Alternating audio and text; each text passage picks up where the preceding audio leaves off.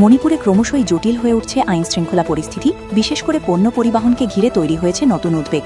রাজ্যের বিভিন্ন গুরুত্বপূর্ণ সড়কে নিরাপত্তার অভাবে এখন পণ্যবাহী ট্রাকগুলিকে চলাচলের জন্য দিতে হচ্ছে নিরাপত্তা স্কট।